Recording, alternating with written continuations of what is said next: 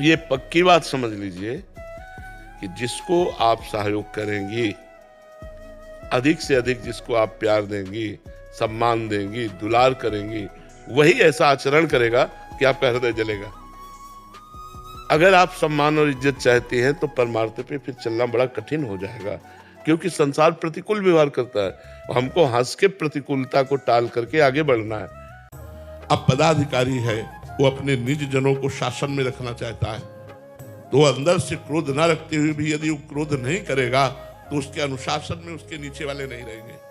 इसलिए पदाधिकारी जो राष्ट्र सेवा में है, जैसे शिक्षक है, पिता है, पदाधिकारी है, इनको ना चाहते हुए भी क्रोध का नाटक करना पड़ेगा, विरोध का नाटक करना पड़ेगा। अगर हम अपने हृदय को निर्दोष करना चाहते हैं तो दूसरों में दोष दृष्टि ना देखें। अगर हमें दोष दृष्टि दिखाई देती है तो तत्काल हम उसको प्रणाम करें। भगवान, आप इसके भी हृदय में विराजमान हो।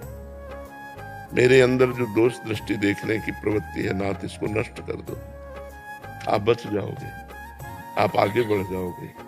हम जब कीजिए, अच्छे से चलिए, नहीं तो फिर प्रेमानंद का सत्संग परिवार का खंडन करने वाला प्रसिद्ध हो जाएगा। ऐसा नहीं है, ऐसा नहीं है। हमारा सत्संग का उद्देश्य भगवत प्राप्ति है, और भगवत प्राप्ति तभी होता है जब आप अपने बच्चे में भगवान देखें, आप अपनी पत्नी में भगवान देखें, आप अपने पति में भगवान का भाव करें, और माता पिता परिवार सबको प्यार करें, धर्म से कमाएं, परिवार का पोषण करें, नाम जप करें, तब भगवत प्राप्ति होती है।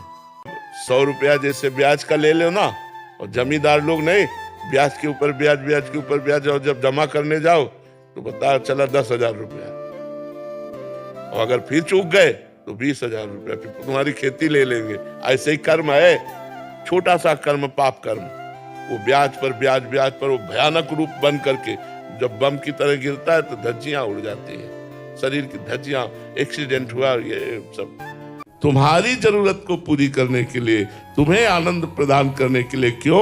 तुम उनके अंश हो, ममई वांसो जीव लोके जीव भूता सनातना। तुम सनातन पर ब्रह्म परमात्मा के अंश हो, ये भूल चुके हो। इसी का ज्ञान प्राप्त हो जाए और तुम परमानंद में प्रेम को प्राप्त होकर सदा सदा के लिए सुखी हो जाओ। इसलिए भगवान तुम्हें आह्वान करते हैं, आओ हमारी पूर्ण शरणागति को स्वीकार करो। राधा राधा राधा। बच्चा बस इतने हैं, ये 2 अक्षर हैं जो परमात्मा तक को घसीट लेते हैं। तुम तो जीव हो। राधा राधा जहां उच्चारण हो, यद जापा सकदेव गोकुल पते राकर्षणा। राधा का नाम उच्चारण करने मात्र से गोकुलपति श्री कृष्ण तत्क्षण आकर्षित होकर उपस्थित हो जाते हैं। हे प्रियाजू, स्वयं हरि आपका नाम प्रतिपल जपते हैं, और मन से एक निमिष समय, निमिष कहते पलक झपकने को, पलक झपकने के समय में भी अंतराय नहीं आने देते, आपका निरंतर ध्यान करते हैं। अगर नाम जब चल रहा है और प्रभु का नाम का ही ध्यान हो रहा है तो रूप आ जाएगा।